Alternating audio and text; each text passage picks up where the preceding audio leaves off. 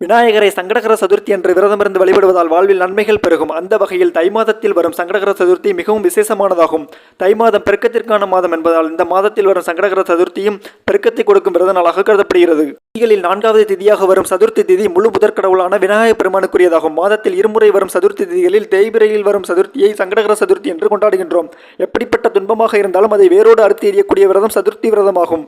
விநாயகரின் அருளை வேண்டி பலரும் தங்களின் துன்பங்கள் தீர சங்கடகர சதுர்த்தியில் விரதமிருந்து வழிபடும் பழக்கம் உள்ளது.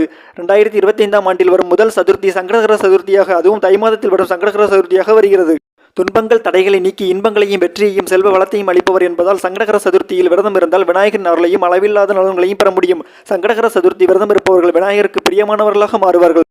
ஸ்ரீம் கிரீம் க்ளம் க்ளம் கம் கணபதியே வரவரத சர்வ ஜனமே வசமாயே ஸ்வாஹா.